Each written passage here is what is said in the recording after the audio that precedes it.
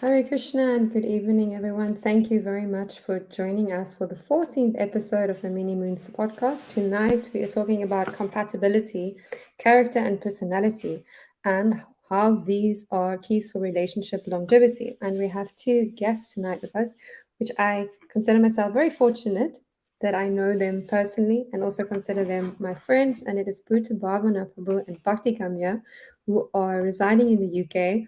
Many of the devotees in the UK would be very familiar with them. They've been serving the London Yacha for many years, both as mentors and in many other capacities.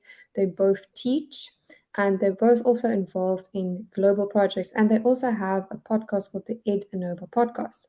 They've also been married for 11 years, and that is one of the reasons we thought they are a wonderful couple to discuss this topic with us about compatibility. So, welcome, both of you, Bhuta and Bhakti Gamya. I know you're both very busy people, so I'm very grateful that you made time for us tonight, and I'm very much looking forward to our discussion.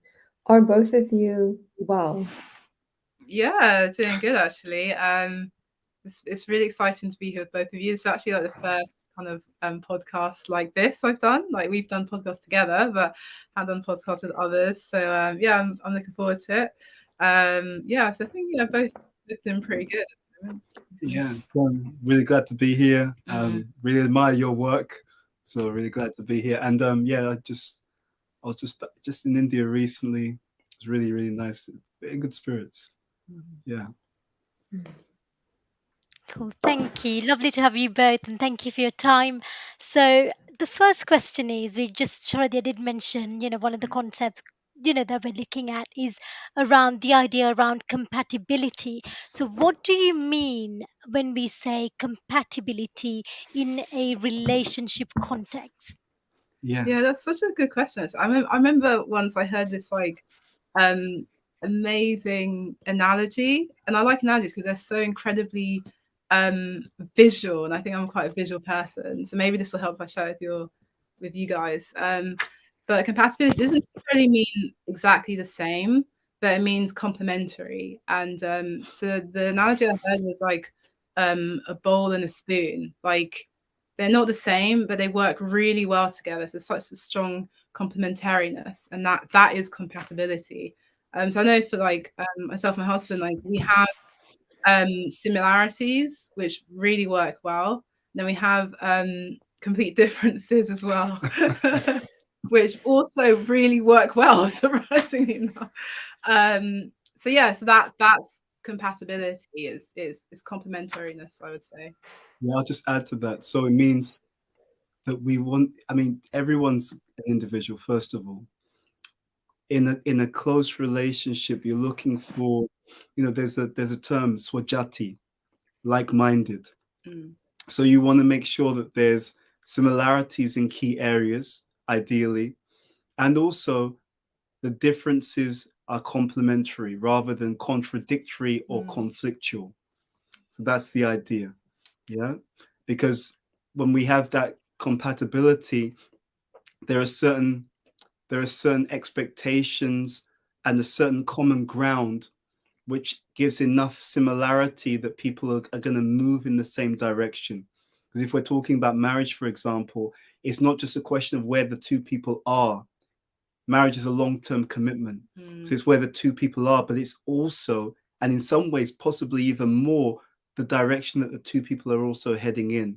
And if the expectations, the values are very different, you can also, and I've seen this, you can also sometimes have people who they get together, but over time they've become so far apart that it causes unnecessary strain on the relationship. Yeah, you definitely want to be growing together, because obviously marriage, relationships, it's a long-term thing. So, and we will be evolving as people over time. So we want to grow together. We definitely don't want to develop in terms of our own character and then see that we're growing apart. So yeah, it really helps as a good solid ground of similarity from the get-go. That was really lovely. The idea of being complementary and the differences not conflicting with each other but Mm. complementing reminds me of another analogy. Actually, I'm a big Van Gogh fan, but Van Gogh uses that same principle of using the lighter color, brighter colors within a darker shade. And if you look, if Mm. somebody painted all in dark tones, it would just blend into each other and just wouldn't make a picture of art, does it? It's just finding things that are different but complements each other. I Yeah. like a good analogy too. I just want to add to that. I'm trying to think of an analogy now. No, I'm just trying to add to that. So, but also, I want to. I think it's very important to be very pragmatic, to have our feet on the ground, be very practical. It's not to say that everything has to be 100% perfect, right? But what we understand is, if we understand the dynamics that work, then we can see, based upon the situation we're in, how we can come close to that, or at least have a good degree of that, so we can move forward, especially as people who understand higher values and, spirituality and so on. We have a goal, and what we're looking for, just like in the 6 principles of surrender, the first two is we accept what's favorable, we reject what's unfavorable. So if we are at that stage in our life where we're looking to make that kind of commitment in terms of marriage, then it's favorable to have a partner who also has that aspiration to go on that devotional path, and also has that complementariness, so that we can move in that direction in a very healthy way. That's the idea, because ultimately we want to keep in mind the ultimate goal, and then we access those aspects of our lifestyle that's favorable to help us to move in that direction. Yeah, because sometimes people ask, like why is there so much emphasis on compatibility? Like, why is it important? And when I'm asked that question, what I respond with is that compatibility helps to give us a flavor. Like we use this word rasa, this flavor, this taste in the relationship when it's complementary. So, and because of that flavor we get actually satisfied in our relationship. So therefore there's a peacefulness, and therefore we can actually focus on other areas of life. But when there isn't that compatibility or complementariness, and there's too much conflict, and then so much of our attention then needs to go on the relationships or managing the conflicts, and then that just detracts from us being able to focus on other areas of our life, which can be incredibly stressful anyways. So yeah, so that complementariness, it just helps to give us that flavor, a peacefulness of mind, and less disturbance for other things that are going on in our lives. So. Yeah, and I do want to emphasize that. I think sometimes there's a misconception, or people, I think sometimes there's a danger that we're unrealistic. So people will think that they're more detached than they actually are. Yeah. So someone who thinks, well, it doesn't matter how my situation is at home, I'll be absolutely transcendental to it. Now, if you're at a very high level, or you're very renounced, absolutely you can do that. But if we're not, then why not at least within our power, do what's within our power to make our situation favorable for the journey that we're on, the journey of bhakti, you see? And it's just a question of being very realistic. If someone is, as I said, very, very detached, etc., that's one thing. But we can't pretend to be something that we're not, right? We have to deal with ourselves as we are. I coined this phrase a while ago, that it's about dealing with the real and the ideal. So we want to get somewhere which is very ideal, but we have to start with where we really are, and then make the journey from that particular point onwards. Thank you so much, Ruba. I think that is a very good meditation, identifying what is the real and what is the ideal, and having the ability to discriminate between the two. Now, when it comes to what Prabhupada says on the topic of compatibility, I find that, as with other, especially like social points, it seems sometimes that he is, making contradictory statements, depending, on where he's talking about compatibility. So, for instance, in Srimad Bhagavatam, in the sixth canto, chapter 2, text number 26, in the purport, he writes that a boy should marry a girl of the same category. Of course, this is a trai-guṇya material calculation according to the Vedas, but if the boy and the girl are devotees, there needs to be no such considerations. A devotee is transcendental, and therefore in a marriage between devotees, the boy and the girl form a very happy combination. So Prabhupada makes it sound quite simple, devotee A, devotee B, like they're transcendental, and then a happy marriage will follow. So how do we understand this? If devotees are transcendental, why do we need to consider compatibility? Great question. Great question. Interesting. Yeah. I mean, it really, it really depends on what level which we're practicing our devotional life, and how transcendental or detached can we really say that we are? Because, if someone is really living, 100% devotional life, and all they want to do is to just, to serve Krishna, and they feel Grihastha is most suitable for them to do that, then yeah, they if they're really practicing deep level humility, so they can really tolerate any kind of insults, agitations from other people, and then they can have they'll be compatible with almost anyone, actually, but if we're not on that super high level, then it is better to if we follow in a sense of trying to find someone who fits with our value system, basically. So I'll just add to that. So the point is that, see, there's a misconception that's often there. When I first heard about this, there was a seminar that Bhakti Tirtha Maharaj gave on the Harinam Chintamani, and this is also mentioned in the book of the same title. He mentioned, I remember very clearly when I first heard it, he mentioned that when Prabhupada says devotees, he usually means pure devotees, right? So what happens is the way that Prabhupada is written, he's written it in such a way that it's encouraging for people generally. But as one becomes more, let's say, familiar with the teachings in a deep way, then one can understand the differentiation between a sadhaka or a practitioner and someone who's like 100% pure. So when this statement that you mentioned, how this is how devotees are transcendental, we should stop for a moment to understand, what does it mean to be transcendental to the modes? So for example, that means I'm not afflicted by any greed, right? Because greed is symptomatic of the mode of passion. There's no lust, right? Because lust is a mode of passion. There's no there's no laziness. Lamentation. There's no lamentation. Yeah. Laziness is symptomatic of the mode of ignorance. So that means that you're dealing with someone who's not affected by any of these modes, right? And what that means also is they're even above the mode of goodness. That means that they're always clean and tidy. They're always dharmic. They're always truthful. Okay. And they're not even attached to being clean and tidy and truthful, but that's the default tendency that they all have. So we just have, again, it just goes back to being honest. Like, okay, so the question is, the person has to ask themselves, does that describe me? Right? Am I someone who's got no ambitions, no material desires, etc.? Because that's what it means to be transcendental to the modes of material nature. What we often find is that when devotees understand things properly and read things in the proper and sober way, they understand that that statement about devotees being transcendental, it may not apply to that particular individual, right? That particular person, I still want a career, I still want to do this, I still want to do it. That's okay, you can dovetail that. But that means that that person is not 100% transcendentally situated, you see? And that, and for example, someone, again, another way to look at it, someone who's completely transcendental, that means you don't mind who you marry. And however they are, it's not going to affect you at all because you're completely detached. So again, it's just about being very, very honest.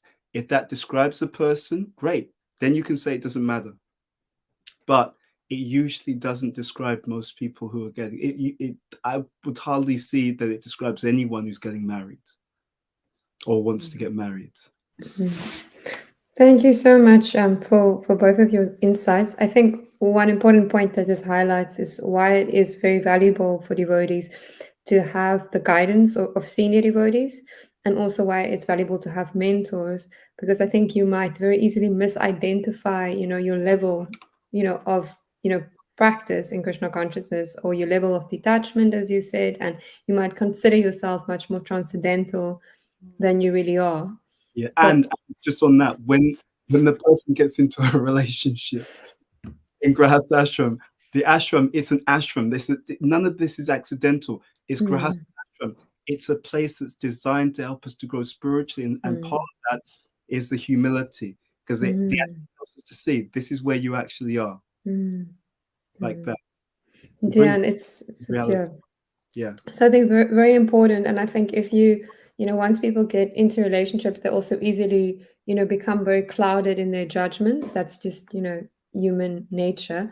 So I think therefore it's so good to have, that guidance from someone that's more experienced and more objective, and to, actually point out that maybe you're not as transcendental, as you would like to think. Because I also think in the beginning of a relationship, we tend to be more optimistic Yeah. about the relationship than say halfway through the relationship. Yeah, that's so true. And it's also why it's good to understand about ourselves as people, Yeah. like, who am I as an individual, and what would work for me, what would complement me. And it's good to know that before we go into a relationship, because otherwise we can kind of adjust our priorities of what we want from a relationship to match whoever we're with at that time. So From that, so what if a careful study of the teachings, what they will actually reveal is that in previous ages, because it was a more simple lifestyle, the actual implication is that the people, even when they were younger, they would have a greater sense of self-awareness. Okay, so for example, in a culture which understood that there were different personality styles, for example, in a culture where people would, let's say, they would match people more on compatibility. Prabhupada says in one place that people would tend to marry someone of the same nature, and therefore the children born of that person would have a similar nature to the parents. So that person, just by the association of their parents, would have a reinforcement of their own tendencies, their own personality style. So if you take all the statements together, the implication is you would have people, even at a younger age, who really knew themselves and who were not confused about who they were. And because they weren't confused about who they were, it was much easier for those people to focus in on finding or even recognizing someone who has a very similar style to them. You see? And then on top of that, to make it even more safe, as we all know, there would also be that point about how the parents and the elders would be involved. Now, what people don't notice, that implies a strong relationship of trust. Because otherwise, how else would that young person be comfortable for those parents to input into who they marry, unless the bond was very strong? For that bond to be very strong, it meant that the lifestyle was such that those parents would be giving those children a lot of quality time, attention, and love. You see, now we can take that as what's there in our tradition, and then we can compare it to what we see in the modern world, right? Now, in the modern world, because of the way that the life is situated and modern economic society is situated, practically most parents have to be working a lot. They have to be very busy to maintain the economics, to maintain their household. That then also means that the child may not get that same quality of focus and attention. We see increasingly that people are increasingly suffering issues related to stress.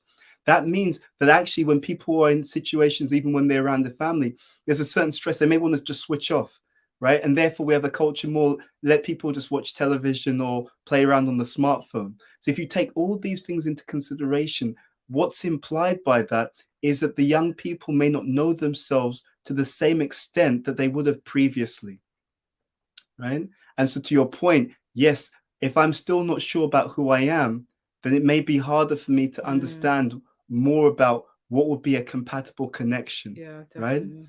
That's all of these things are there in our teachings. Thank you so much, Ruba. I think it's such an important point. I mean, at the moment, so many people are not even, clear about their gender identity. There's so much confusion about identity. Who am I? Who do I want to be? Who could I be? So I think that's a very valuable point. And unless you've got that knowledge of yourself and also that commitment, to your identity and to a certain role, then you cannot really choose a partner. Because It's very It makes it difficult hard, to do yeah. so. It's Yeah. difficult. It's very difficult. And I think it's also important to emphasize that, in the past, maybe families were more involved with choosing a partner, but that's because there was a good relationship. Yeah. So I think at the present moment, if that is enforced, like the family still has to be involved, or we artificially try and involve the family. But in the absence of having good relationships, then that also doesn't work. Then we kind of have almost like a forced marriage, situation. Can I just? Oh, sorry. Well, it could be that the parents they're not choosing a partner as a support for their child, but actually because they have their own personal preference. Yeah. And they're trying to push something onto the child, which obviously is not going to work. Yeah, and I'll just add to that. See, what's meant to happen is, so the whole idea of the parents being involved is that they're meant to know the child, right? So there's some deeper essential point. It's the people who know the child and who love the child. So because they know the child and love the child, they're helping to select someone who is going to help that child to be all they can be and to grow. Now, if that's not there, let's say, for example, if instead they're just concerned, okay, my daughter needs to get married. There's different men that she could potentially marry. This guy's earning more money than this guy. Then that's not the right criteria to choose anyway. So I think it's really important. It's not just, see, everything has a form and has a purpose. So it's not parents just because it's parents. It's parents are meant to be symbolic of those elders who've grown up loving and recognizing that child and want the best for that child, right? And because they fulfill that criteria, that's why they're involved and they're looking, right? It's not just, oh, because I happen to, to give birth to that particular person. You see, I mean, the two things should obviously be aligned, but I'm just saying that because we sometimes see in the age that we live in that that's not always the case. I hope that's not a controversial point, but it's true. You see, that's the point. There's one pastime from the Shastra that comes to mind. Actually, is between Dushmanta and Shakuntala, who are actually the parents of Bharat, who's one of the personalities that Mahabharata is named after. And if I remember the names the right way around, but Dushmantala was I think he was the king, the Kshatriya king, and Shakuntala was a woman who was living in an ashram that belonged to one Muni, or one great sage. And so Dushmanta, he was hunting in the forest, and he came upon her ashram, and he knew he had such a strong sense of identity in himself that even though Shakuntala, she herself wasn't sure of her parentage because she'd been adopted by that sage, but Dushmanta said, no, the fact that I'm attracted to you, it must mean that we're compatible. So it's such a strong sense of identity. This is obviously centuries and centuries and centuries ago. Just coming to the point about involving the parentage, because Shakuntala had such a strong connection with her adoptive father, she naturally wanted to involve him in that process of her selecting a partner. So she eventually wanted to make sure that her father figure was happy with the match. So that's also there as well, that if the child has built up that strong relationship with the parents, and they know that the parents have a good awareness of them in their hearts, particularly females, they'll also be inspired to involve their parents in that process. Even just in an informal way. I've met someone. What do you think about this person? I'd really love you to meet them. I'd like to hear what your thoughts are on this person. It will naturally be there as part of a really healthy and long-term, well-established parental-child relationship. Yeah, so I think it's really important. Sometimes when people talk about anything in terms of the past and certain things which were done, I think sometimes, and it's part of the modern mindset, we notice the form of it, but we don't understand that actually, for it to work properly, it's not just the form, it's actually empowered by some kind of real affection and relationship. And if that's not there, it won't necessarily work. You see, there's a huge difference between people forcing their children to do something, as opposed to people who've got such a deep affectionate relationship with their children. Therefore, when they suggest something to the child knows, mum and dad really love me. They've been there for me. They've provided for me. So when they say something, they understand what they're talking about, and I want to please them. You see, there's a natural desire for the child to reciprocate with what they've been given by their parents. And also, it's very proper, because what would actually please the parents is for the child to be happy. Yeah. So they're both working together. Yeah.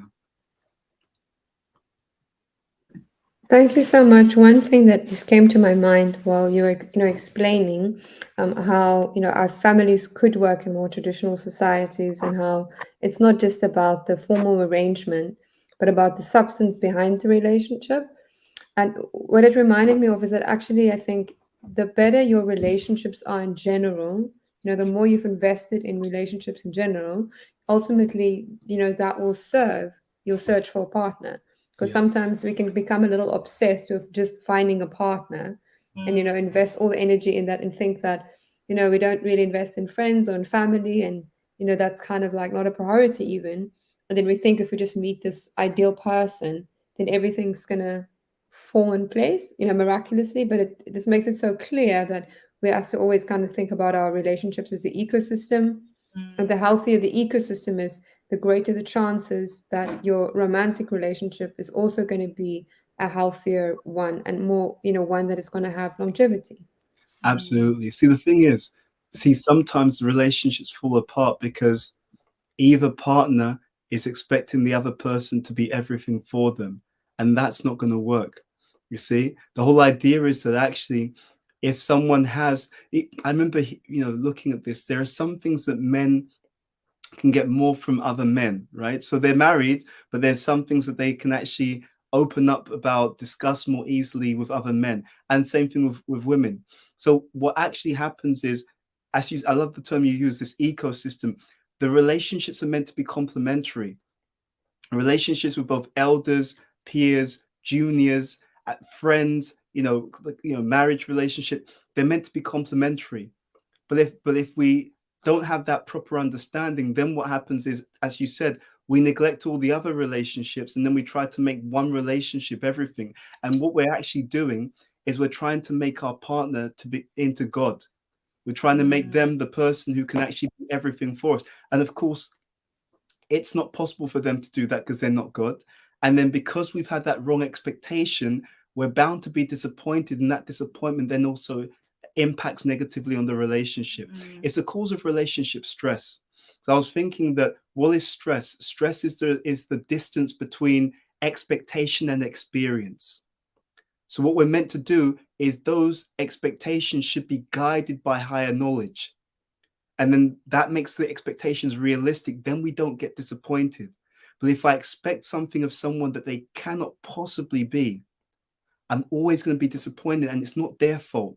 It's actually a misconception that I've brought into the relationship, and that I'm then demanding of the other person, and it's unfair.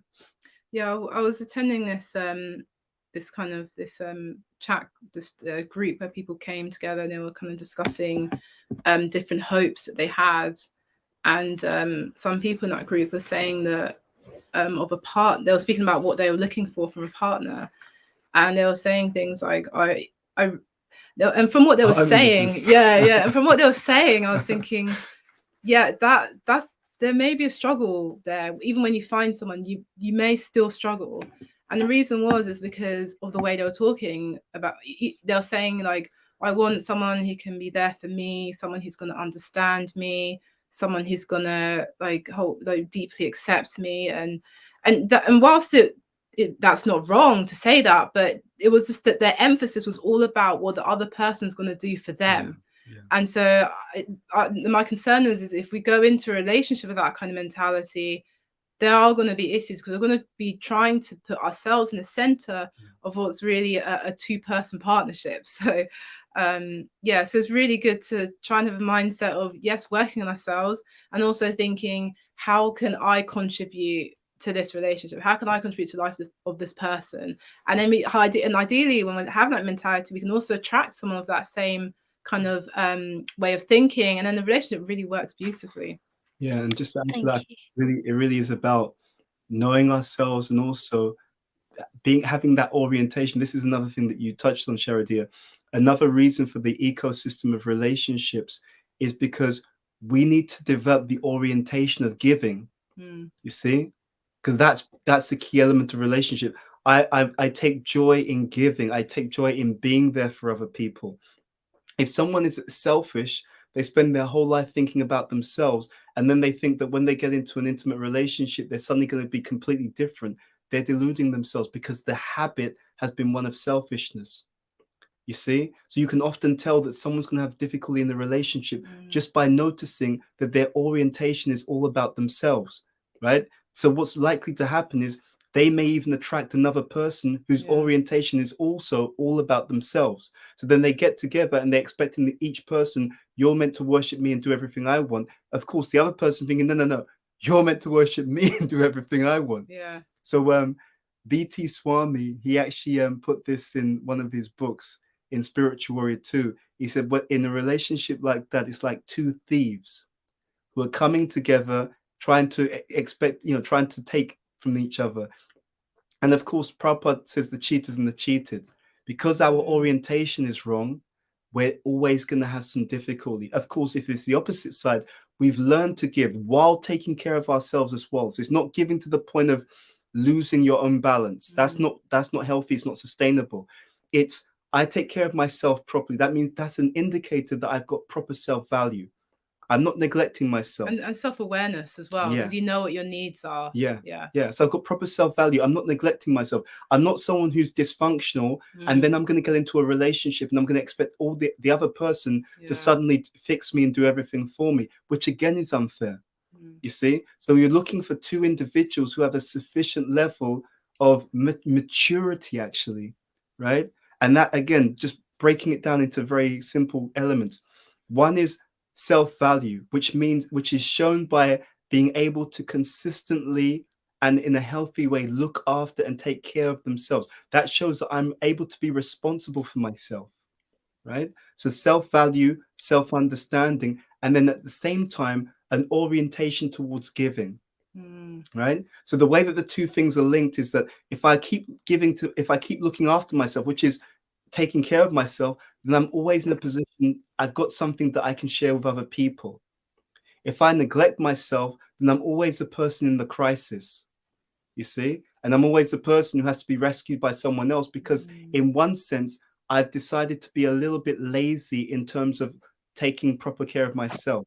It's like that story of the difference between heaven and hell. Like, so someone who was taken to heaven, and he was also shown hell.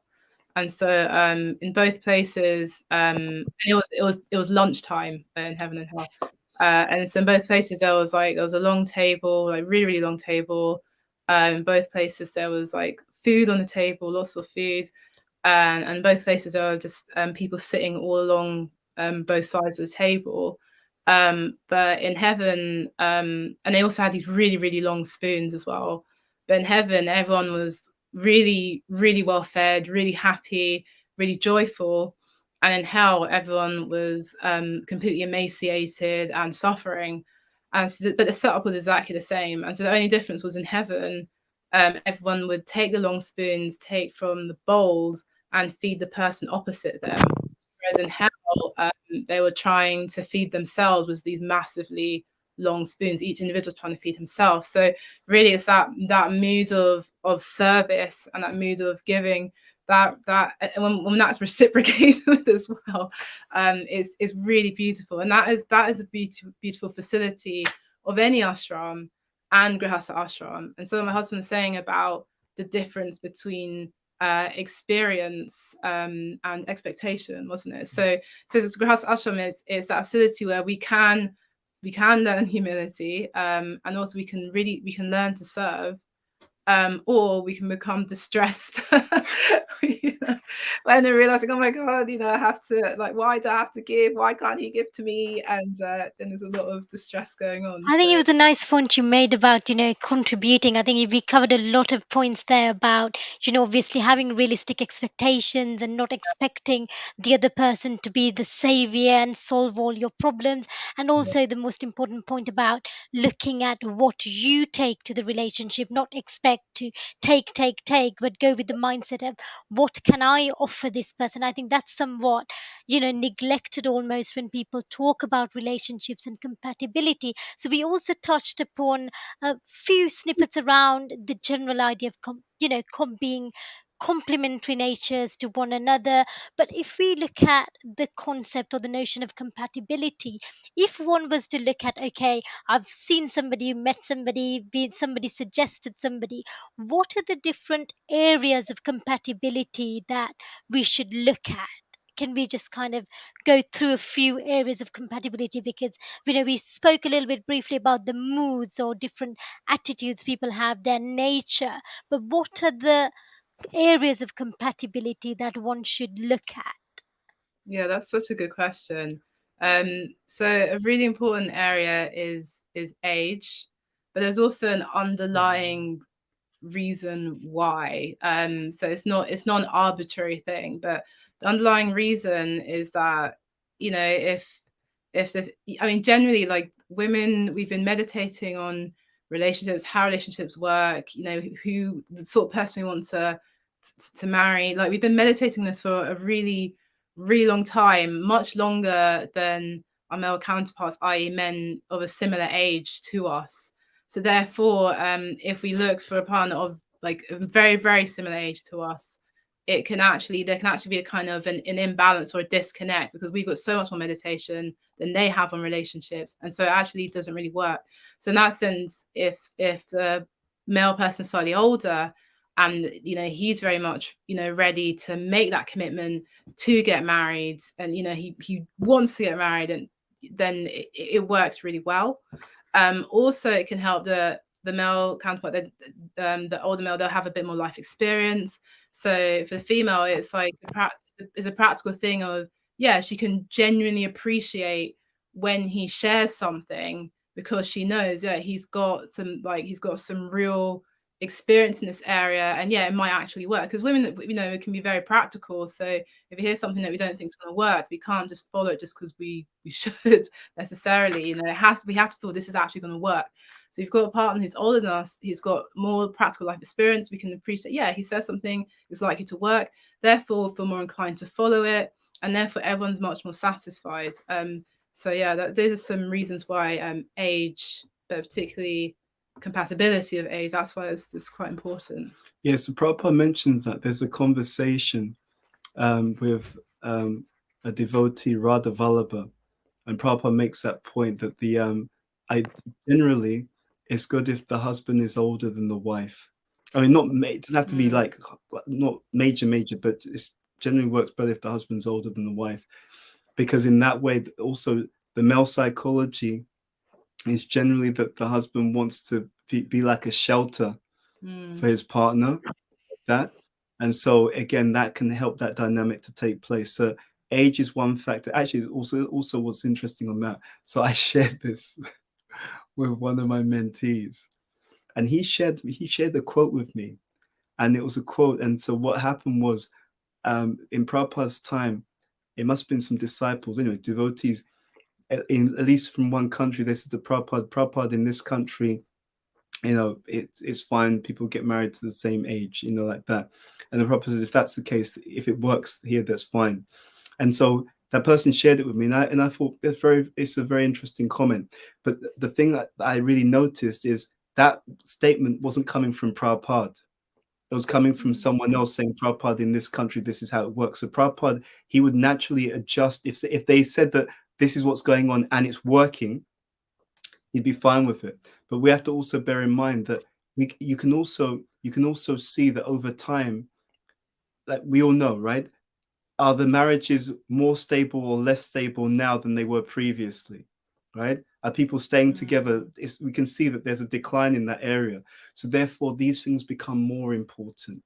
Yeah. So in in Jiva Goswami's Tattva Sandarbha, when he gives 10 praman, 10 forms of evidence, the top 3 that Vaishnavas use, he says are Shabda, so the teachings, the Shastra, Anuman, which is inference or logic, and Pratyaksha, which is direct perception.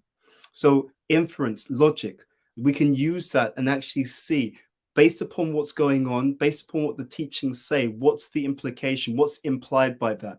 Another example, and I often tell this to devotees, we are in an age of social media. So we all know that what it tends to do is it tends to make for people who have a shorter attention span, right? Which means people who are less patient. So in the past, I remember when I got my first computer like decades ago, we had like these tapes, like cassette tapes, and you put the cassette tape in the computer and it'll take maybe an hour to load. And that was considered fast, right? If it loaded in an hour, it's like, wow, that's absolutely amazing. That's super fast. Now, if it doesn't load in a minute, people are, are upset. So the sense of what's considered like a time span to tolerate has gone down, right? So therefore, in the past, people, if the relationship wasn't going well, they will just tolerate it maybe for years and just carry on. But what we see in the modern world is that one of the effects of modern technology is that because people are expecting everything to be very, very quick, you see, if things don't go well, they're ready to bail out of a so-called bad relationship much faster. So this is sorry, Yeah. do you mind if I jump in? But it's also why it comes back to that the idea of compatibility and that creating that rasa or that taste, because the more that taste or flavor is there, actually the easier it is to be committed to that relationship in this day and age. Yeah. So the thing is, so that's why, again, I see so many times I see people and I think, you're not being realistic. It's not that they're bad people, but there's some sentiment there, and it looks wonderful in the short term, but so often you can see, yeah, it looks great in the short term, but that same situation you can see over time is going to go in a very, very different direction. And it's because of some degree of self-delusion. We're not being honest with ourselves. You So, see? what things, Prabhu, should we be honest when looking? So, we covered the idea, been looking at areas of compatibility. Age should be one thing. And one other thing you mentioned that people are easy and ready to give up. I think that also comes with the fact that socioeconomics are very different. Yeah. People, perhaps back in the day, got married for many women for security, for protection, whereas most women are able to put a roof over their heads by themselves, pretty self sustaining. Yeah, So, I think. but even on that, you see, right, it's true. Definitely people can work in the workplace. But for example, if you have a woman who's very intellectual, right, then it's actually good to marry someone who also can hold the conversation of the same caliber. Yeah. Because what will happen otherwise is she may think that this person's less intelligent than me. And even without meaning to, she may speak in a way that that man thinks I'm being talked down to. Then his ego is going to be triggered, right? I'm being talked down to, but I'm a man, like that. Then you get this other thing going on. And it's like the whole thing could have been avoided if we were just honest about it. So sometimes in the modern society, I've seen it, there's a kind of delusion that if we just feel very strongly, everything will work itself out. Yeah. But that, to be honest, is not true. No. It's not true. Because if someone's like that, unless in some extremely rare cases, you're super detached, right? But usually it's not true. So again, it's being honest. I've seen that the biggest issue that people can have in any area of life is if they're actually lying to themselves. Again, going back to this example, let's say that someone is in a very kind of high socioeconomic place in society, right? They've got their career, they're earning a lot. Now, if the person, if let's say it's a female, generally she wants to marry someone who's also of a similar socioeconomic status. Otherwise, what happens? You go to some event, right? You're talking about your high-flying career. They're going to ask, oh, what does your husband do? You actually don't want to tell them that your husband does something very, very kind of menial, and you feel a bit awkward or embarrassed. Now, if he catches that, he feels, oh, you're embarrassed or you feel ashamed of your husband. And then that's another angle that doesn't need to be there. Now, look, let's be very clear. And I do want to emphasize this.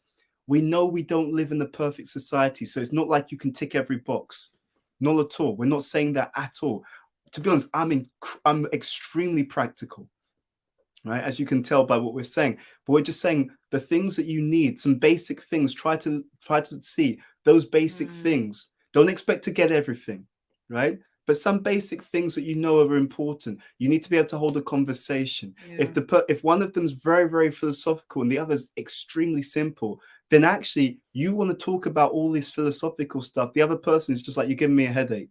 Just leave me alone. I don't want to talk about that. Why are you over? And then you're accused of overthinking, but you're not overthinking. Yeah, that's just your nature, right? It's just that you're very kind of philosophical and they're very simple-minded. So it's that kind of stuff that could have been seen from day one. Well, let's say so this is another key area of compatibility is that the partners have a similar mentality or similar value system. If it's the case that it's not similar, I mean, that's also why Prabhupada says in the 6226 Purport, a boy should marry a girl of the same category. That's what he means, is that similar mentality, similar value system. And again, that creates more rust in relationship, as we discussed before. If that's not there, at least the mentality should not be conflictual. So the symptom of that is you're speaking your mind, and then the other person gets upset. So your natural self-expression conflicts with the other person, and so then you get into a situation where, just to keep the peace, you're having to suppress yourself, and you can't keep doing that. So that's going to cause major issues. So that's a real situation you don't want. So if you're not of the similar sort of mentality, and you're, at least you don't want it to be conflictual. If you're already in an established relationship and it is not the same, then and that happens, then the way to improve the situation is you're going to have to understand what your mentality is, or your value system, what your partner's mentality is, or their value system, and you're going to kind of be conscious to almost like adjust what you're saying to fit their value system, so they can understand where you're coming from. So I'll just add to that also. See, sometimes people say, well, I know one couple, they were compatible, but they broke up. I know another couple, they weren't compatible, but they're still together. That doesn't mean compatibility is irrelevant. You see, it's important to break this down so people can understand this actually properly. So compatibility is like this. Imagine you go into the kitchen and you want to make a cake.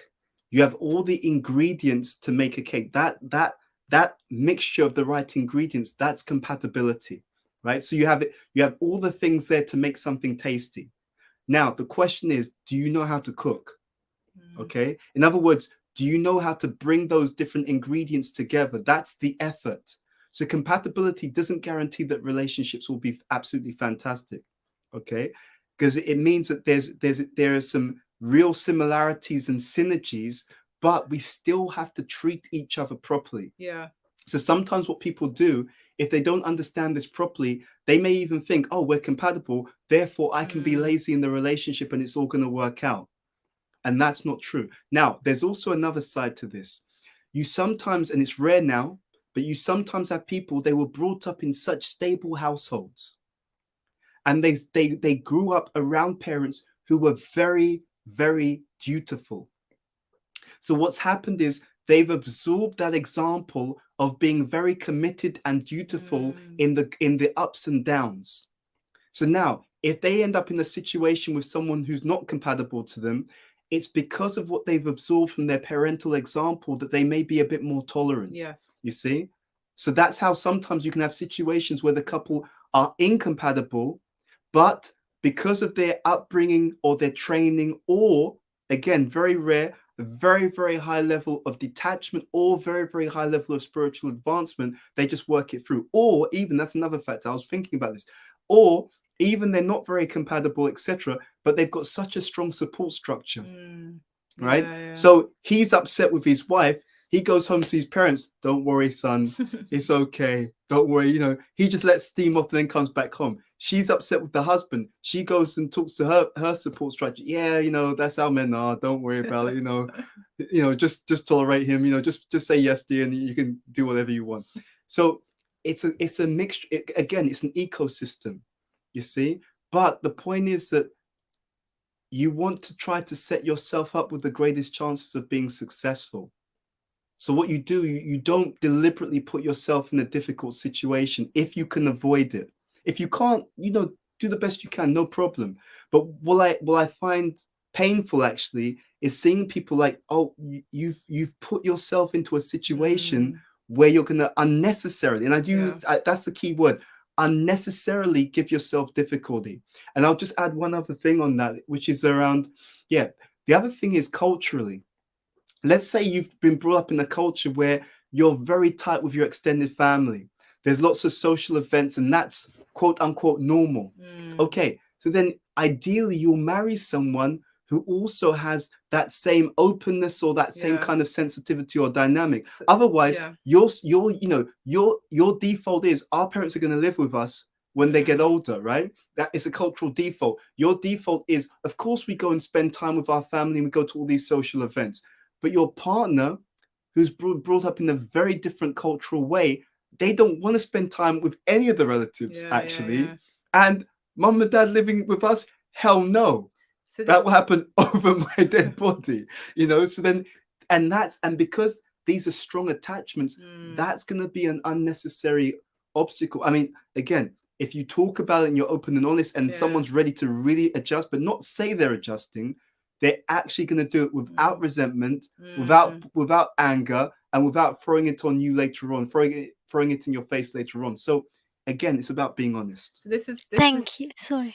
Yeah, No, going back to Gamya. Add into slide. This is the like third area of what makes compatible partnerships. So the first is the age. The second was mentality and the value system. The third is a family background should also be complementary or similar. And again, it also just helps because in this regard, there are a lot of unspoken assumptions that we'll have based upon our family upbringing. And we won't be conscious about it until it maybe arises in a conflict. So it really helps if we have a partner who's from somehow a similar sort of background. So then it's these things. It's not even an issue. It doesn't turn into conflict. It's just like smooth sailing, basically.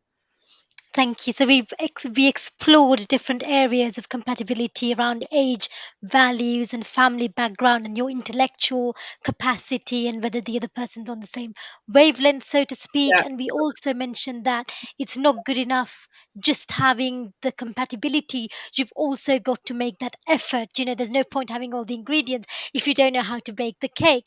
But another thing I just quickly wanted to pick up, going slightly a little bit away from the idea of compatibility, we know that when it comes to Vedic marriage, there's 8 types of different Vedic marriages, the Brahma and so Deva and so on and so forth.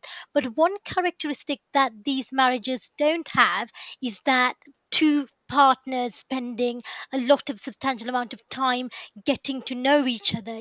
So this kind of, you can see being played out to a certain degree with arranged marriages. And I know we spoke about arranged marriages being that the family know you inside out and they know what's good for you and they genuinely recommend, or support you in finding a partner. However, there's also this concept or notion linked to this, that marriage comes first and love comes second or after. So how important is it for, what can you just elaborate your thoughts on this? Do we need love for the marriage? There's this song, I don't know whether love and marriage goes together like a horse and carriage. I don't know whether you can't live with one without the other. So and that's a song. But I think, how important is love in all this? We spoke about various aspects that's needed, but do we need love for a marriage to be successful, or can a marriage come first and love come after? Yeah, I feel like there's slightly different ways to answer actually. How important is it? I would say really it really does depend. Again, I think it comes back down to the individual. You could say it in a very, very broad general sense, because like let's say if we come back to the 6-26 purport, and then Prabhupada said the devotee is transcendental, therefore marriage between devotees, a boy and girl form, therefore in a marriage between devotees, a boy and girl form a very happy combination. Devotees being transcendental. So so if someone is really has that sort of detachment, that transcendental, it's then they don't even necessarily need to be deeply in love with their partner. It's more about having someone to help them with having a devotional life, maintaining the ashram.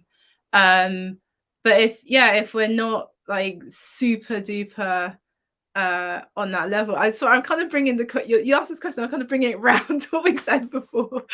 No, but if we kind of think that, we kind of established, right, back in the day, Prabhupada was referring to transcendental, pure devotees, conscious we all live in the 21st society. So hypothetically, if you're not on the perfect path of bhakti, you're yeah, just, trying to do your best, should we kind of not aspire, how should we take this idea? yeah, Notion of marriage comes first, love yeah. comes after. Is love essential or a necessity? Is it one of the key ingredients in this cake of It's marriage? yeah, it's more important. Yeah, so it is more important if we're not on that transcendental level. That feeling of that deep appreciation, consistent love for our partners, it is more essential. That will help us to be dutiful.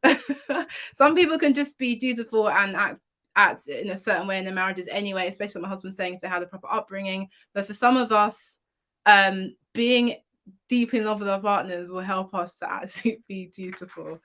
So then it becomes that love can be like that kind of that glue that helps us to really stick together. Yes, just to add to that, so the whole thing about love and marriage, so the point is that so both things are important. Yeah. Being committed is important, Yeah. right? So it's a really important point. But also, the fidelity also is aided if you have that attraction to your partner. Yeah. You see, it makes it easier for both of them to remain, focused on the other and loyal in that relationship. So again, a lot of it comes back again to being realistic. Yeah. If someone's like, you know what, if someone, for example, was brought up in such a dutiful way that whoever they're put for, they're going to be fixed, committed, focused, consistent. Okay. But again, if we look at what happens in most of modern society, that's rare. What you will see if you study deeply is that there's a lot of marriage dynamics which are quite, let's say, harsh or even sometimes dysfunctional. So people have often grown up seeing those patterns come out. I mean, I just like to be very realistic. They've seen that. And so the idea that somehow isn't affecting them, really, like you really think that dynamic had no impact upon the person. It's not really. It's a kind of delusion. So the point is that we want to, again, do those things in such a way that we help to give ourselves the best chance of stability. So having the ecosystem, right? Learning to be committed generally, no matter what the background. I'm going to learn to be committed, right? I'm going to learn to working on ourselves, right? So learning to be honest, truthful, responsible, and knowing what I'm like, finding someone who has those similar interests, understanding, etc. In the third canto, Bhagavatam 29:17, I think it is, in that purport, Prabhupada talks about like-minded, and he says mutual interests and understanding. So very interesting point that he makes in that purport. Mutual interests and mutual understanding. And then in another place, he talks about connecting according to character and taste. You see, like that, So, for example, if someone's been brought up in a very, very opulent lifestyle, it will be easier for them to be functioning in a situation which is somewhat similar. It may not be exactly the same, but something similar. It will work for them, But if it goes from being very, very opulent to being very, very poor, they may struggle. And that force of adjustment may then also play out into the relationship in the form of certain, let's say, irritability or complaints or negativity, which can then also affect the relationship.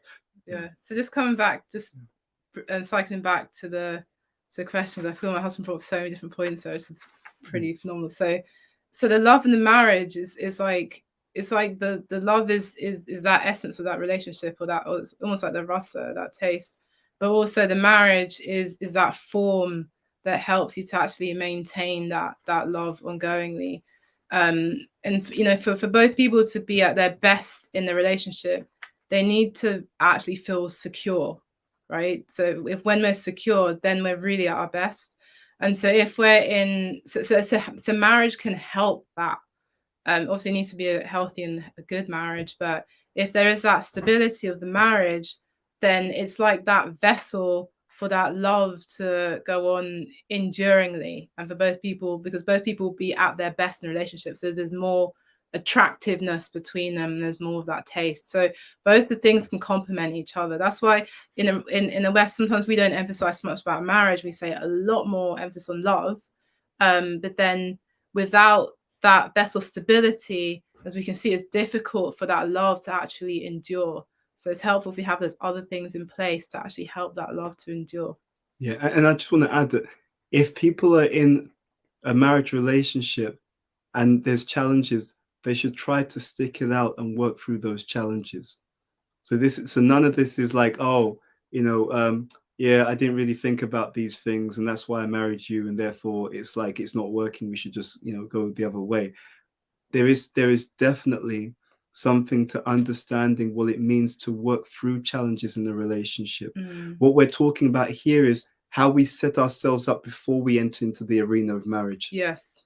Right. So it's like, you may be in a situation where there's challenges, and now you're in that situation, you have to work through them. But before you enter the arena, why don't we give ourselves the best set of chances that when we meet those challenges, we're best positioned to work through them in a positive and healthy way. Yeah. And again, going back to what Bhakti Gamya said, the point is that if the situations that we're dealing with in terms of close relationships, if they're somewhat healthy, then it makes it easier for the mind to be focused, especially on our spiritual practices, our sadhana, our service. Yes. But what happens in many cases, I've seen this again and again, that it's the lifestyle that's causing so much disturbance that at that stage in that person's spiritual life, it has so much of an impact that it then affects their practices. It then affects their services. And what people aren't talking about, if that dynamic is very, very challenging, then the child picks up on that instability in the environment, and that then affects that child as well. So we can broaden the horizon. We could say that healthy union is not just good for the couple. It also gives a greater chance that there'll be a very loving, warm, affectionate, and emotionally stable environment in which those children will grow up as well. Yeah. So even if it's not for ourselves, we can do it as a service to the next generation. Thank you. Made a lot of lovely points. Essentially, the take is, love and marriage does need to go to a degree complement each other, and like you mentioned very eloquently, Bhakti Gamya, that marriage gives that stability for that love to grow. And obviously, unless you're transcendental, we do need that degree of love for a relationship to sustain, so to speak. So no, thank you. Lots of food for thought. Now, moving on to what I think might be a little bit of a controversial question in different religious communities, is that we see a trend in modern society that a lot of people want to live together for a substantial amount of time before they get married. And they seem to, make a very practical argument for why this is necessary. And they say that if you live with someone, you really understand what they're like, which I think is true. Only after spending that time with someone, you're like in an intimate space, you really understand their nature and you understand their moods, etc. However, I think almost universally, religions don't approve of that. They definitely want people first to get married and then live together. Now, if we say, okay, people shouldn't live together before they get married, how can they get to know each other well enough to make an informed choice, but without risking getting overly attached? Because we know there's a certain level, if you reach a certain level of attachment, even if you notice that you aren't compatible with the person because of the attachment, you will still go ahead with the relationship. So how do we find that balance? So I'll kick off on that. So first of all, the research actually shows that people who live together are more likely to get divorced. People who live together before marriage, you can actually look that up. I checked that in preparation for this. And also one of the reasons is that sometimes without even being conscious of it, that kind of living together, the message it can send is, look, I'm prepared to live with you now, but I'm not prepared to commit to you, right? So I'm cohabiting the same space, and that's fine. But I'm keeping the door open just in case someone better comes along, right? So the idea being that if someone better comes along, then because I've not committed to you, then I can get rid of you and I can go with someone else. You see? So what happens is the other person consciously or unconsciously also knows that there's no commitment. So what happens in so many cases is because there's no commitment, you don't see the full person, actually, because they know this person isn't actually committed to me, so I don't reveal everything to this particular person. You see? So on one level, you could say you get something, but on another level, you don't see the full individual. Now, of course, the other thing is it gives more opportunity that through that living together, some other things may happen, right? So then something may happen whereby people are forced to stay together, even though actually they didn't really decide to do so. And that may also play out at some later point. So there's so many other things to it. It's that sense that I'm not actually committing to this particular person. It can lead to more of a mode of passion approach, which is I just want to enjoy, but without having to take any responsibility for this particular individual. And again, that's not necessarily the message that would be that was not necessarily the behaviors that would cause the foundation of a long term. And again, emphasizing that healthy marriage is often a long term thing. It's not necessarily the foundation of a healthy long term relationship. So that's one factor in terms of getting to know. But now the thing is, that said, if you're trying to get to know someone and you spend quality time and you ask the right questions, and I'll add to that, and you create spaces where people can be as open as possible, okay? And this is why it's important to ask the right questions, but you're not trying to make the person feel that they have to tell you what you want to hear, because then you're actually asking to be deluded. What you're trying to do is create that initial conversation whereby the person feels comfortable to be honest about what they expect, what their needs are, background, etc. And then to make an honest conversation. Is there something here that we could explore? You see, because that's how you know. That's one way that you know people. Another thing is that you introduce that prospective partner to people in your close circle. Because if I'm emotionally attached to someone, then I'm likely to have some blind spots, right? But my friends and family who aren't emotionally attached, if they spend time with me around that particular person, they're more likely to see and think, yeah, or no, I don't think that would work. And it's about it's about the honesty. So just on that, I mean, because people do that, but sometimes we don't involve our family and friends early enough. So we've already been seeing the person, we built up this attachment, and then we introduce them to our family and friends, and we're saying, please like this person. I want you to like this person because I really like this person, and I want to be with them. So then and if the family and friends can pick up on that, then there's not so much that input that they can really have. But if we introduce them to the prospective partner really early on in that process of us being or thinking about being with that person, then we can get much more of their objective viewpoint, which is helpful for us in the long run. Yes, those are the key. I think those are the key things to consider.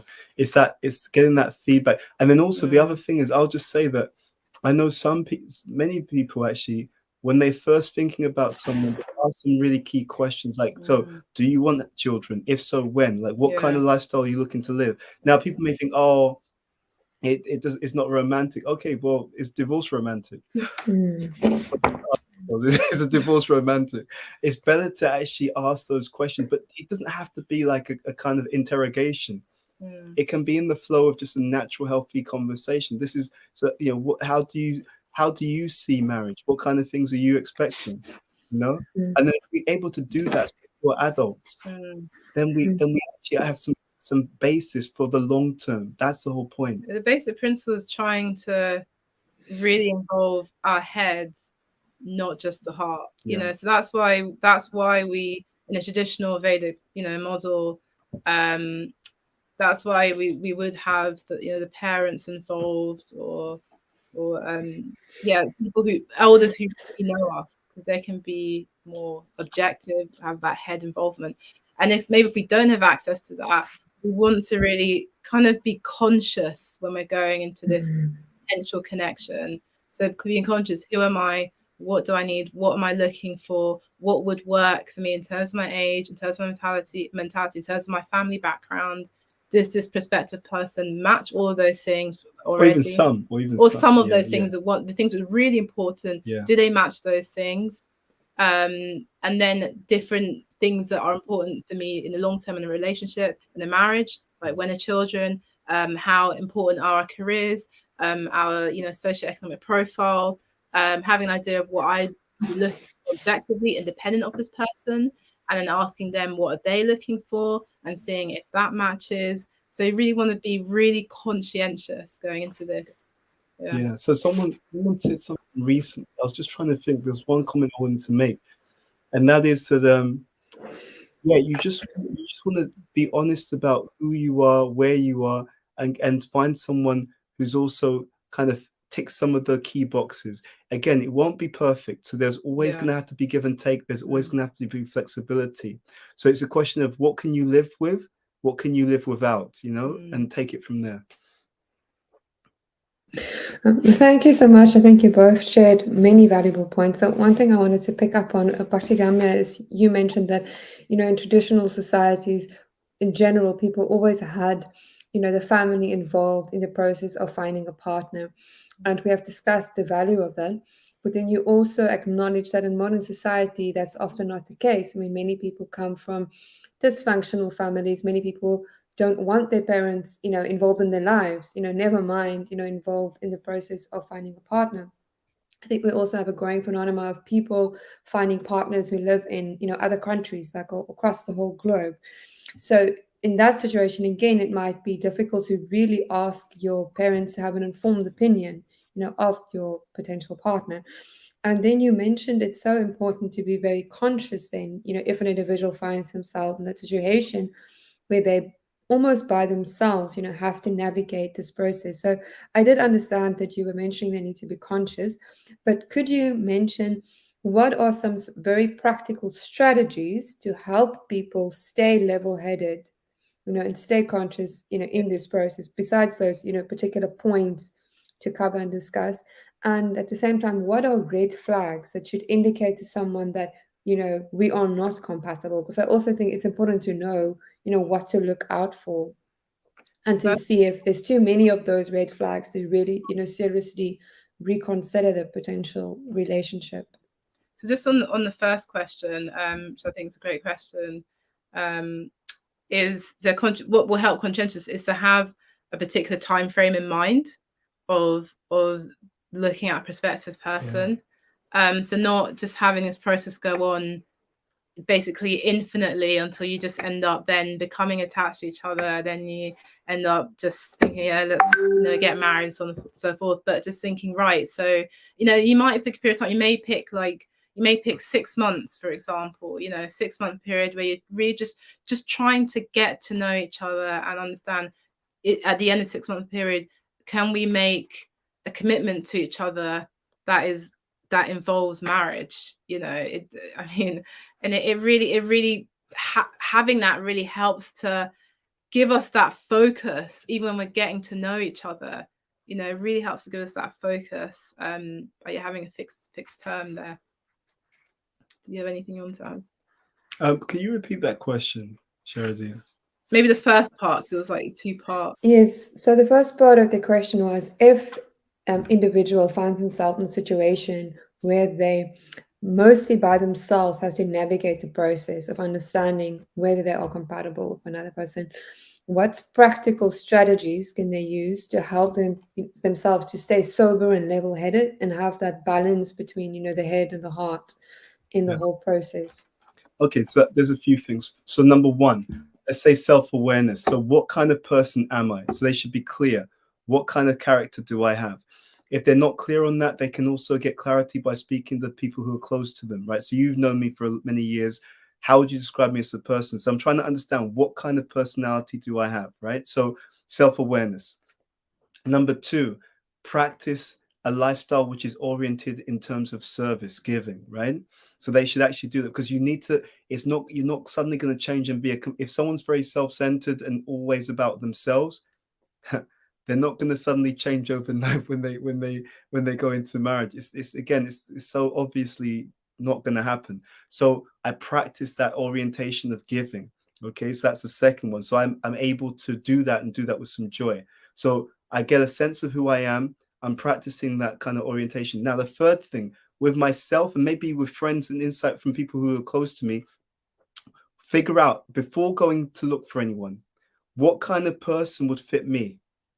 Okay, so actually get some things down on paper. So this is before you've gone looking for anything, right? So before we go looking, we're going to be intentional. This is the kind of person I am, so therefore this is the kind of person who would fit me. Okay, so that's point number 3. So now I've done that stuff. So I've done those first stages. I've got a good sense of who I am. No one's expecting it to be to the detail, right? But I just know what kind of person. So, for example, I know that I'm a very outspoken person. I know I'm a very driven person, whatever it is. So you know what kind of person you are. Then the second thing is you've actually developed that orientation of giving, which is important in any relationship. Then number 3, you've got some sense of what kind of person would fit you. For example, if someone is very, very introverted, I'll ask you, if someone is very, very introverted and they marry someone who's very, very extroverted, is that going to work so well? Yes or no? No. Why not? Why not? You wouldn't compliment, you'd clash, right? Because the introverted person would think, can you just shut up and give me some peace for 2 seconds, frankly? Introversion and extroversion, they're an interesting example. It's not just a question of, oh, this is how I feel like being. For an introvert, they get their energy by being by themselves. And the extrovert, they get their energy by being around people. So what happens is it's not just a question of if you love me, you do this or that. With the introvert, what it means is that if they're always out and about, which is what's energizing the extrovert, that person is the introvert's being drained by the same activities which are causing the extrovert to be really like excited. And vice versa, when the introvert's got their feet up at home, the extrovert who's in that same situation is actually thinking, oh my God, this is terrible. I'm feeling really drained and bored by doing this. So the same thing that's causing one person to be energized is causing the other person to be drained. And yet at the same time, they want to spend time together. So it's not just a question of feeling, it's a practical issue. You see? And then what you've also find is that when people feel drained, they're more irritable. They're more likely to complain. They're more likely to argue. You see? So this is why it's about really understanding that. So I know who I am. I've got an orientation to give. And then I've got a sense of what kind of person would complement me. So then after those stages, I go looking. And I don't have to go looking by myself. I can speak to friends and family. This is the kind of person I'm looking for. So now I've got so many more eyes through my network looking for the kind of person that I think would actually work for me. You see? So those are some practical steps. And then of course, when I start to speak to someone, get to know them, being friendly and so on. And I ask some of those important questions early because I don't want to waste their time and my time. And this is also key. If you've got a personality which is a little bit, let's say, more rare, then the natural conclusion of that is that you should start looking earlier. You see, that's the point. It's not the case that all the personality types are equally distributed. That's another thing to bear in mind. People who are more intellectual, it's a smaller group of individuals, right? The second most rare group are people who are more administrative, right? The more kind of natural leaders. That's the second rare group. Third rare group are the people who are kind of more, let's say, business or productivity oriented. And then you've got the rest of society.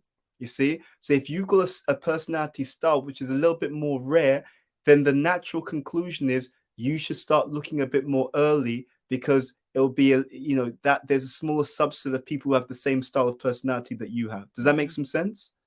Yeah. And one last thing to add to that is just making sure that we're actually ready to be in a committed relationship. There's simple things like, you want to be in a committed relationship, but do you have a steady job, such that you'd be able to actually provide for someone else and get married? Because otherwise, if those things aren't there, then you look for someone, you're both compatible, and then it's like oh, actually I'm not, you don't have a job, so there's not really much point of speaking about getting married, anytime soon, and you haven't even got the basics of your own life really, really down, and you're trying to add someone else into that situation, which is going to be challenging or hard for yourself. I'm laughing because of what you've got. What to do? We're going to.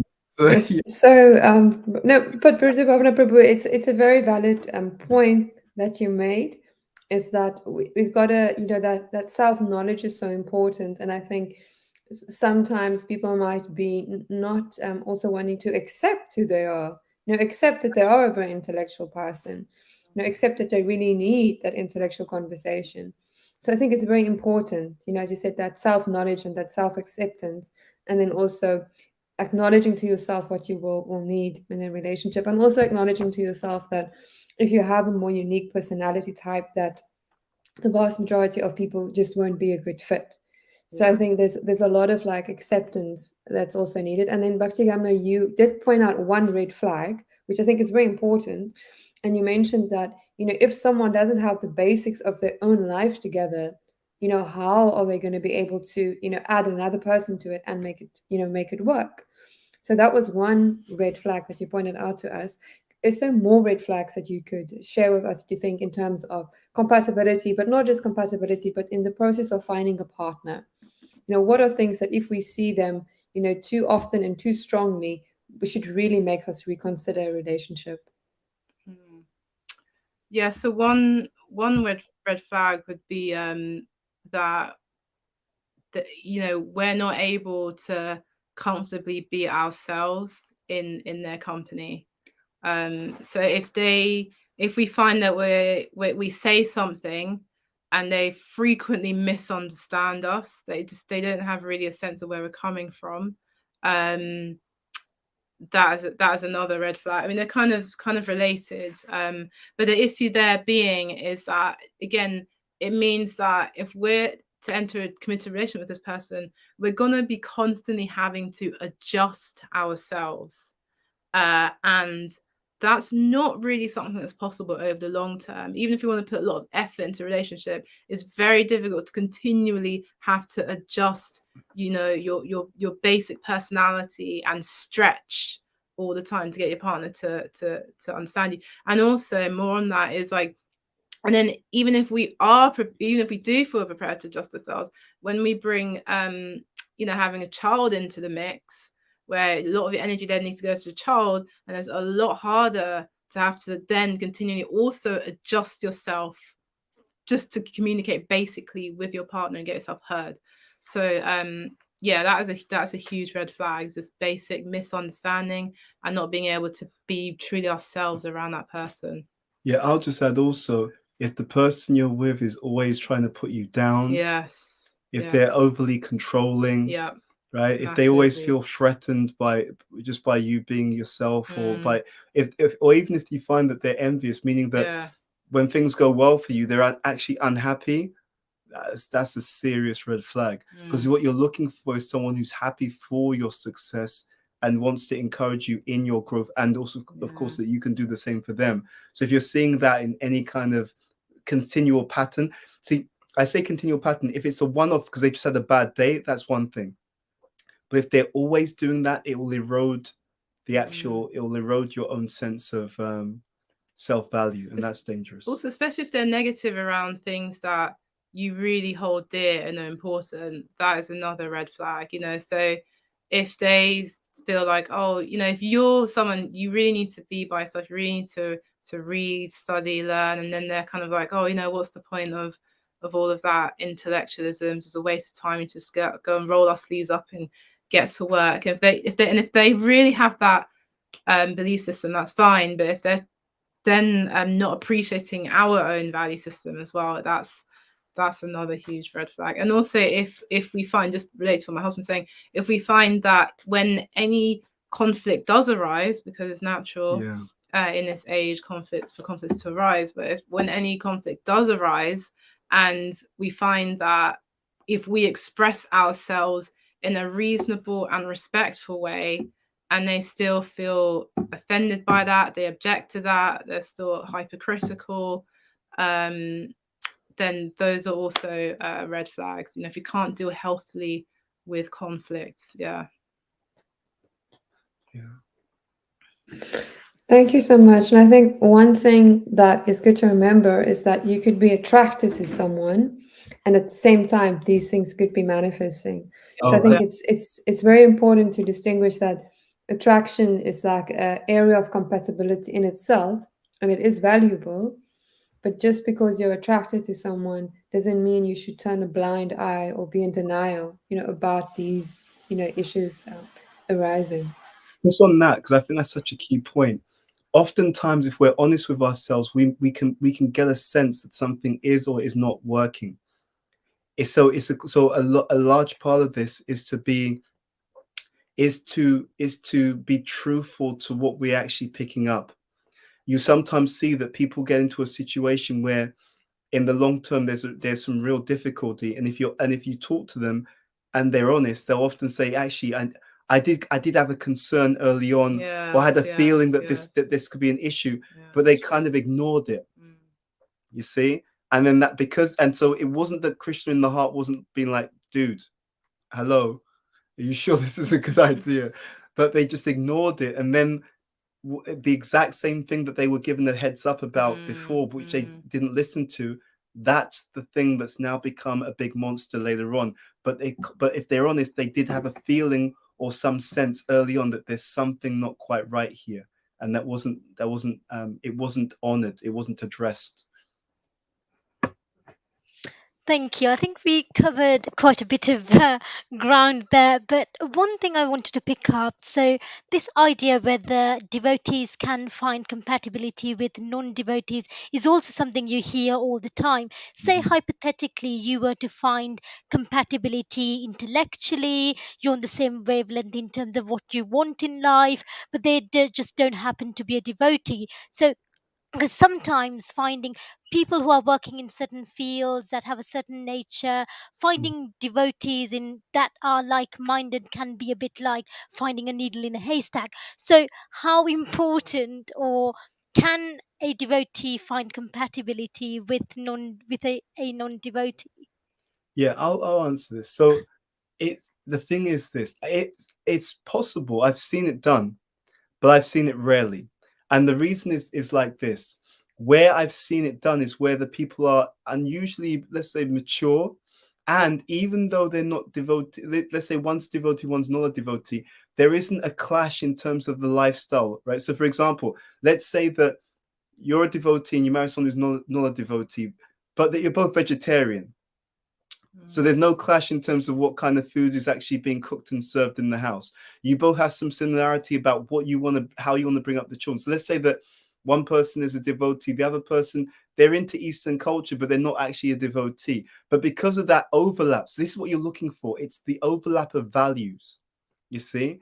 But where you don't have an overlap of values, it's often that you're putting off an issue that will come up in a stronger way later on. So if it's like, okay, I want to be vegetarian and I feel very strongly about that, they don't. Okay, so then what happens? Is there meat in the house or is there not? Because you can't do both things simultaneously. You can't simultaneously have meat in the house and not have meat in the house. So it's gonna be one or the other. You see the point? Okay, so someone's a devotee, someone's not. Okay, one person has a very strong idea that they want to bring up their children as devotees, the other one doesn't, right? Let's say the other one's an atheist. So how does that work? Are you teaching the children atheism? Are you teaching the children bhakti yoga? You can't, well, we want to teach them both things. How does that work? Because the teaching happens from a certain age. Before a certain age, you're not teaching, they're just absorbing what's going on in the environment. Right? So are they absorbing an atheistic kind of atmosphere or a devotional one? So again, it's being very, very practical. It's being very, very practical and understanding the choices and the implications. And it's not a question of forcing or not forcing anyone. Everyone's got their own decisions. Some people, it's rare, but you have some people, they love a challenge and they're prepared to tolerate everything, but they're very rare people. So again, if you feel like that's you, hey, it's your choice. But if it's not, if you're not ready to deal with the extra work that comes along, and that's one of the key points. It's like extra work that we're going to have to do. If you're not ready to deal with that, then you don't enroll yourself in a game that you're not ready to play. Yeah. No, that was very helpful. And also I think it's important point because this can be overlooked both ways, Some people might think I'm a devotee, but if I can find compatibility in all areas, but there are raving atheists, I can make it work because all the other boxes tick. Equally, there are a lot of people that ignore other areas of incompatibility and think because they're a devotee, we can serve Krishna together, we've got the same devotional attitude, it's all going to be hunky dory. So I think that point you made, Prabhu, just goes both ways, doesn't it? Yeah. Yes. Brilliantly put. Yeah. So there's based on that, there's another thing that I wanted to quickly pick up, that Prabhupada often stressed that the goal of marriage is a couple to serve Krishna. So could desiring compatibility and marital happiness be in conflict with this ideal? Because if your ultimate goal is for everybody to just serve Krishna, none of this, whether you're compatible, can we make this work, matters, does it? No, it does, because the thing is, there's the goal and there's the journey, right? So that's the point. That's your goal. So let's say so it's like, so saying it doesn't matter. It's like saying that you want to go from England to India, but the plane doesn't matter. No, the plane has to get you there. You see? So that's the whole point. It's not the journey, and the journey in terms of how we arrange our lifestyle so that we can peacefully and consistently move towards the goal. That's important. In fact, I would go so far as to say that's often where Maya gets most people, right? Because in the name of the goal, yes, I don't care about anything else. I care about the goal. Okay. But after a year, you're worn down because of the situation that's going on at home, right? And so now your enthusiasm to the goal for the goal has gone down because you're actually having to spend more time, energy, and money having to remediate all the arguments which are happening in your environment. So you can't, it's not like, oh, I can just ignore it. You ignore it, you're going to end up being divorced. You're going to spend time working on it. But if the situation was, let's say, more cohesive, it wouldn't take so much of your time and energy, and it would still be fruitful. So you could focus on that goal in a more direct way, because this is all Gauna Bhakti. These are all supports for the Bhakti. But what we're trying to do is to cultivate the platform of pure devotional service, right? But as long as I'm in Grahastha Ashram, I'm going to have a job. So, okay, I could have any job. But again, 6 principles of surrender. What's the first 2? Accept what's favorable, reject what's unfavorable. Now, if you make the endeavor and it still doesn't work out, that's where you can say it was for some higher arrangement. I had to go through that. So in other words, we don't go looking for trouble. That's what I'm trying to say. It's not like I should make my life difficult because I don't care about anything. I just care about the goal. Right. Good luck. The point is that all of these, and the reason, and again, we can understand all of these things are mentioned in the Shastra. You see? So it can't be that they're mentioned in the Shastra and they're unimportant. You see? If they're mentioned in the Shastra, it means that there's a place for them. Now, again, stressing the nuance. If someone is very, very detached, then these things are less important. So there is a personalism. There is a degree of personalism. So I know one couple, and what happened was, I know one couple, and one of them wanted to live very, very simply. Don't want to work full time. I'll just go to the temple every day, just engage in direct service. The other one wanted more of like a high flying career in the corporate world. So again, unless there's clarity on that, and unless there's also serious overlap in some other areas, that can cause an issue. Why are you working till 8-9 o'clock in the evening? You should be at the temple. Oh, you never go to the temple. Okay, but he's got a career or she's got a career, and it demands that amount of time. So just understanding, again, it comes back to the same thing, being realistic, understanding what do I need, where, and then what kind of lifestyle is going to work. In other words, from where I am, what is my journey towards Krishna, right? In terms of lifestyle. And then the last thing I'll also say is, if there's an attachment, which is natural in many cases, to family, then also you want someone who gets along with your family. Again, it should be obvious, right? You're very close to your mum, dad, aunts, and uncles, and so on. You marry someone who doesn't want to spend any time with your family, you start to feel a bit awkward, you know? And in fact, they complain that you spend time with your family. So you, again, it's being realistic. These are the things that I'm used to and I want to keep, and it supports me. Okay, so let's find someone who at least understands and appreciates that, not someone who's against it. Because again, that becomes an unnecessary source of arguments. And we don't, life is challenging enough already in Kali Yuga. You know, what's difficult is when we make it more challenging than it needs to be.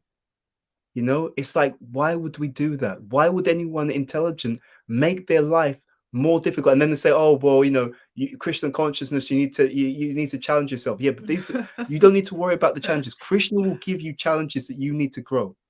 That no one needs to worry about that. The challenges you need to grow, not the kind of, it's not like, you know, let's challenge ourselves. Why don't we just eat junk food and then have like a serious digestion issue? Oh, because I've got to challenge myself to be Christian. That's not going to help you. That challenge is not going to help you. That's not a challenge. That's neglect. That's foolishness.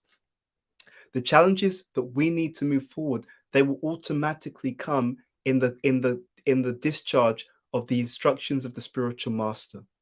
Right? That's why if you look carefully, what do the scriptures say? You follow the orders of the spiritual master. It's also sattva and sattva vritte. We try to lead a life which is somewhat sattvic, right? What does Prabhupada say? Simple living, higher thinking, right? So we don't make the material aspects of life unnecessarily challenging or unfavorable, so we can focus our energy on the ultimate goal.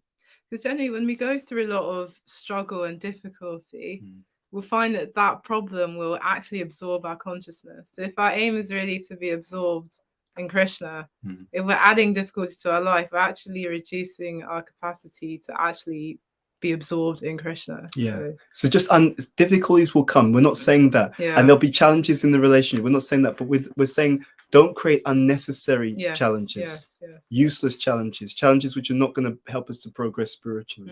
And Thank you. That was really sorry, Bhakti Gamya. Sorry. No, go for it. Yeah, no, but I was going to say also, if we also do things such a way that we have the best possible experience in that area of life, that's actually what helps us to give up that experience and then to focus on the Lord, you know, generally. So if we have a nice, peaceful marriage situation, then we'll say, okay, I've had this, I'm satisfied. But ultimately, deep down, I'm still want to be, you know, absorbed in spiritual life, and it will help us to move on from that. Yeah. And I think you focused on probably the point about being honest with yourself and realistic. So it's part of that journey. You know, I think I find some people just think, oh, I've got to act, be a devotee, act in a certain way, live a certain lifestyle, which may not be their current nature. And I think if you're not living your nature, that could be really, negative towards your sadhana, because if you're deep down trying to live a life that you're not and you're constantly unfulfilled, if you're a career driven person trying to pretend you're going to be happy being a housewife or just like leading a very simple life, then you're not going to be fulfilled and you're not going to be able to perform your sadhana well, are you? I think it's that point about being realistic and honest. So what happens is everyone over time tends towards their actual nature. So over time, you see, you can pretend to be something that you're not for a short period, but you cannot maintain that for 10, 20, 30 years. It's not possible. So what happens is the real person will be seen over the long duration of time. If for example, if you've got a nature to be a leader and so on, you can only pretend to be an assistant for so long. After a while, you're just going to get restless and be like, I just need to go out and do my own thing, because that's your nature. And this is exactly what Krishna told Arjuna in the Bhagavad Gita. Arjuna wants to go off to the being, like, act like a brahmana in the forest. And what does Krishna tell him? He says, you're not going to be able to do this for long term, because that's not who you are. So rather, our teaching is to engage the nature you have in service, and that way the nature becomes purified. That's the whole point, so there's nothing wrong with engaging different approaches or different natures in service. What Krishna doesn't like is hypocrisy. That's what he really dislikes. It's the dishonesty, That's the point. Thank you so much, Bhakti Gamya and Bhuta. I think so many insightful points. I really liked the analogy that, it's not only the goal that's important, but, the journey. And I think we should accept that we're actually allowed to enjoy the journey as well. And I Must. think that we must enjoy the journey. And I think if we also understand that the journey itself is going to be a challenge, so we don't need to add additional challenges and additional burdens to it. So I think that is very important and something that's often misunderstood in our community. So we have 3 questions. We can see how many of the questions you are able to answer. There's one question I find in particular interesting. It's also something I've thought about myself. This person is asking, especially, for a lady, how can a lady become more dependent on a husband in the relationship without becoming codependent? And she asks, is this even possible in a Vedic relationship? Because I think sometimes we get the idea that in a Vedic marriage, the woman is almost completely dependent on the husband. And from a modern perspective, we might translate it as codependency. So could you please share your thoughts on that? Okay. Is that for either of us, both of us? Who is it? Right in particular. I think for both of you, I think you'll have different insights, in the matter. So Should we go both first? of you could respond. Yeah, how to be I was saying that actually, taking responsibility for how we can contribute to the relationship. So it's a tricky one to answer because there's a lot of sensitivity around gender roles in society and how we follow these things. So I don't want to answer in such a way that people feel alienated or.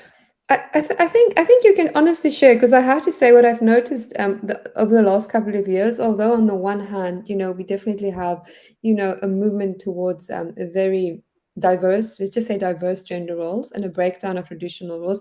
At the same time, in many countries, we also have a very prominent movement for people that are advocating for traditional roles, and we often have very competent, very intelligent, educated people advocating for traditional gender roles, and they very eloquently explain the value thereof. So I think we can hear that, opinion as well, and we can appreciate it. Yeah, so I would say, it really helps for each one of us to take responsibility for our role in the relationship, and in that way, you're, as a female, you're being in one sense, you will naturally, there is a natural sense of dependence. That especially comes up. I mean, obviously, I don't have children, but I know for friends who do have children, that really does come up when they have a child, and that the husband will need to be continuing to go to work and so on while she's focusing on childcare. So you really see the traditional roles coming out there. So at the same time, so in that scenario, the wife or the mother is dependent upon her partner, but she also has that responsibility to play the role of a wife, of a mother, sorry. And so she really has to take charge of that area.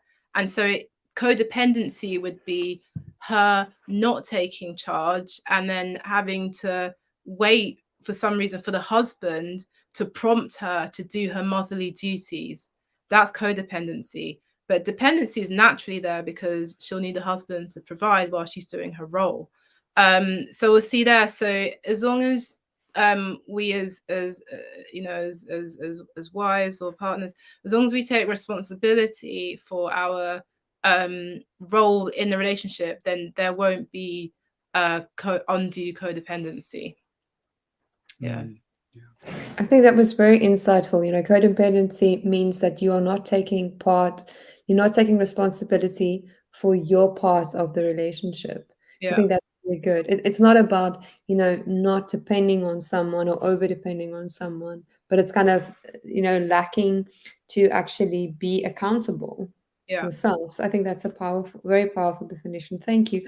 Prabhu, was there anything you'd like to add? Yeah, so Prabhupada says, it's in first canto Bhagavatam chapter 9, text number 27. He explains in that Purport, he says women are more powerful than men. And he explained what he means by that. He means in terms of inspiration. So actually, and again, there's studies on this, often in many cases, many men, their drive to actually succeed and so on is actually inspired by their partner. You know, and so and also their increased willingness to provide and be responsible can also be inspired by their partner. So the point is, there's always a mutual interdependence if the relationship is healthy. You see the point? That's the idea. If it's a healthy relationship, it's meant to be complementary, that each person helps to inspire the other person and encourage the other person. And then the idea is that together they're able to do more than and able to go further than they would each person by themselves. So that would be a sign of healthy interdependence. Codependence is therefore when a person is overly leaning on another person for emotional support, and it's more one way. So there's an imbalance. It's like one person is doing all the emotional support for the other person. So it's an imbalance in that sense, or vice versa, right? So the point is that one side is out of balance. Now, because relationships are dynamic, let's say because of just something that one person is going through, if it's a situational thing, at this time, one partner needs a bit more support than the other. That's okay, because there are ups and downs of life is normal. But if it's always the case, then that can be a sign of some codependency. Now, even if that does happen, if one or both partners are aware of it, then one person, if they're able to help the other person to come to a point where they're able to have that ability to stand, to stand somewhat on their own 2 feet, and then you get more than equal exchange back and forth. So even then, it's not like a complete killer of the relationship, but it's just an awareness of what the dynamic is. But ideally, in a relationship, it should be healthy interdependence, right? And that means giving and receiving, and that general balance between the two things. Thank you so much, Baba. And I think, because this is specifically a lady who asked the question when she was asking about the role of a lady, and, mentioned, interdependence is this receiving and this giving. And I think we can just acknowledge that the man or the husband and the wife in a traditional or more traditional relationship, they give different things. Yes. And I think that's important to understand. It's like you becoming more dependent on your husband doesn't mean that you're not going to give him things, but you're going to give something different. You might give him appreciation. You might give him like a softness and acceptance, which he doesn't necessarily find, outside in the work. And he might give you, facility and emotional support, etc., etc. So I think it's understanding that receiving more from someone doesn't equate that, you're going to, you're going to give less. You might just give in a different form. And so actually, in one sense, it's not receiving more or less. You're both giving and receiving, but you're giving and receiving in slightly different ways. So, for example, to a man, that kind of, feminine support and encouragement, it has a huge significance to him. You see, so the women may not understand, actually, just that pleasant experience with a wife can actually have a huge impact upon the man in a positive way. And vice versa, that, let's say, that emotional stability, that protection from a husband, that can also help the woman ideally to feel that she's cherished, she's valued, she's appreciated. You see the point? So they're giving in slightly different ways, right? But it's understanding what the other person needs that I can provide, and respecting and appreciating that. Sorry. Yeah, and also this difference, that is actually what forms that attraction in the relationship. When each person is playing that role and they're playing it nicely, it attracts the partner towards them. It's complementary. Yeah, I'm just thinking about something I once read in research, what a lady did she was, researching married couples, but she was specifically focusing on the husbands, and what made the husbands feel that they were accomplished in the relationship, they were being good husbands. And it was very interesting for me that one thing that many of the husbands said is, they said they just want to see their wife smile. Yeah. And if the wife smiles, Yeah. and seems happy, they get so much inspiration from that and so much satisfaction. And for me, it was so interesting because it's not that the wife was actually actively doing something for the husband, but they were just saying, like, my wife just smiling at me, that. Yeah. Or no, her looking satisfied, her looking happy. That for me feels like I've achieved a great deal, which I found very interesting because that's something very subtle, but it just goes to show that you could give that to a person. Yeah. That's a huge, I mean, you've really touched on a huge principle there, and that's part of that falls into the role of the wife. Responsibility of the wife is actually to be satisfied with what her partner provides, and see, in that satisfaction, I mean, that goes back to Rihasa ashram. It is an ashram. Learn these these to have these spiritual qualities of humility, of tolerance, and also her being satisfied, it actually inspires her partner to provide more and do more. Yeah. Whereas the converse is there, if she's not satisfied with what he provides, then she actually inspires him. She doesn't inspire him. He'll actually do less because he'll feel like, well, I can't satisfy anyway. What's the point of even trying? Yeah, that happens. Yeah. It's a different psychology. So understanding that is really, really important. Yeah. Men are generally, in terms of male-female dynamic, men are looking for a pleasant, feminine experience. Yeah. That's what they're actually looking for. And if they get that, they'll probably do anything. Yeah, they'll be so pleased. Then also, if they don't get that, then it actually breaks their heart. And they understand, but it's like she's literally cutting away at that bond between her and her partner. Yeah. I do feel like we might have to invite you, both of you, back to speak about a topic which I think is very interesting, and I think we need a discussion on a progressive view on traditional gender roles, and I think you would be excellent, speakers for such a topic. And I think it's very much needed, I think it's a very topical conversation to be had. So I hope you will be open to maybe come back for that discussion. Thank you. I'm very conscious of time, but we did have Kamal that posted a question which I wanted to very quickly bring up and get your thoughts on this very quickly. So, Kamal says, I watched a talk once where the speaker said, we don't fall in love, we fall in familiar. Essentially, we attract a partner who mimics aspects of our upbringing or environment. Do you agree with this? And if our upbringing was unhealthy in some ways, how could this be dealt with? Yeah, so I'll just jump in. Please, Yeah, so there's some truth to that. There's some truth to that. But see, it can happen, it can work in many different ways.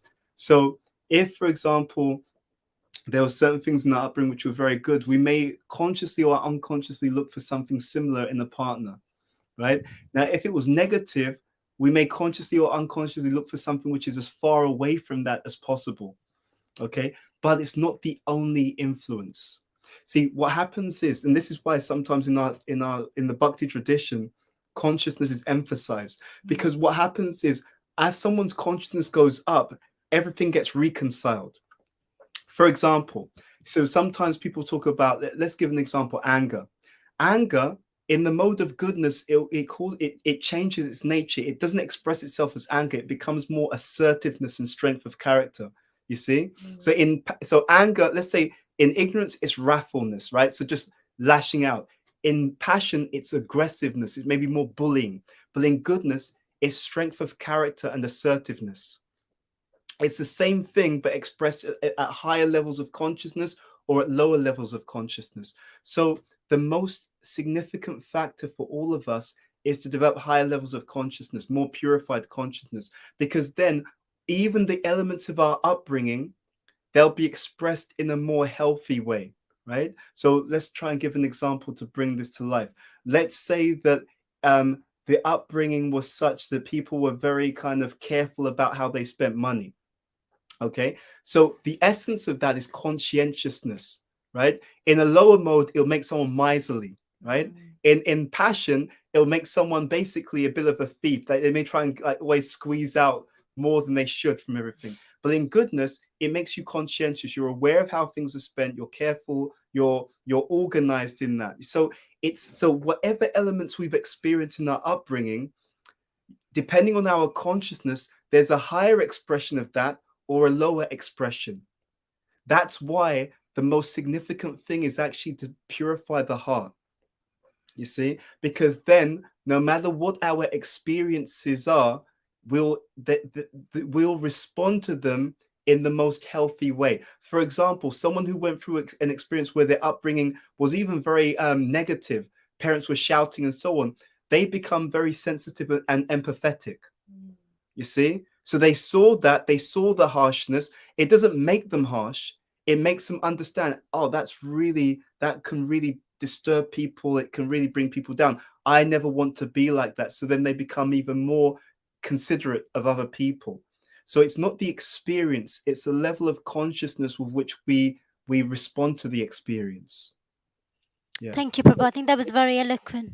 But if we're unconscious, we'll just mimic. That's true. If we don't bring this to conscious awareness, then we may often replay or replicate those patterns that we had in our childhood.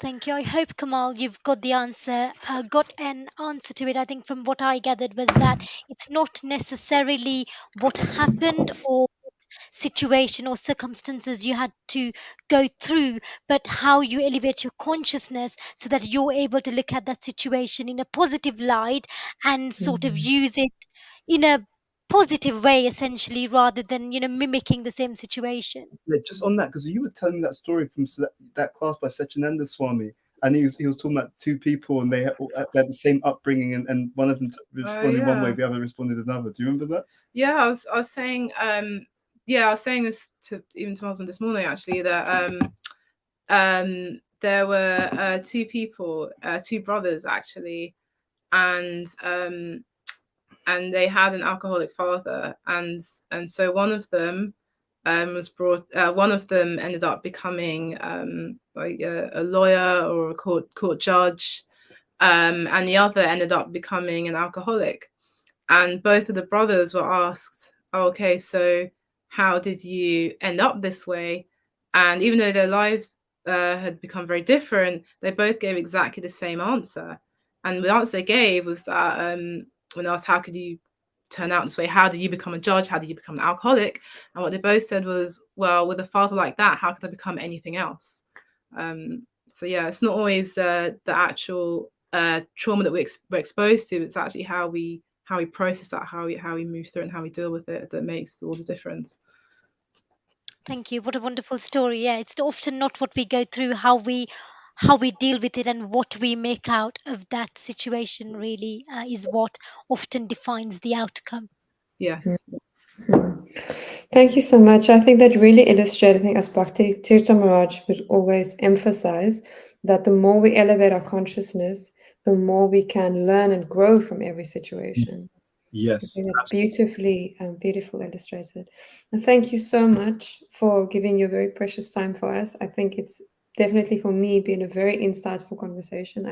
I feel I've learned so much, and I would definitely love to have both of you back, and I think delve more into this topic of relationships, because I think it's very much needed. And I also think it is also very valuable if we can look at our Vedic tradition and look at principles there, but also then see where is the golden midway between that and where most people are at right now in society. And I think you both really managed to do that very well and give answers which are both balanced and practical and relatable for our audience, because I think most of us probably don't come from the most ideal backgrounds. Yeah. So thank you also for our audience for joining us tonight. We're very grateful for everyone listening on Facebook and listening on YouTube. We do hope that you also find this meaningful and valuable. If you have requests for any specific guests or any specific topics, please do let us know, and we will see you again soon for another episode of the Many Moons podcast. Hare Krishna. Thank you very much.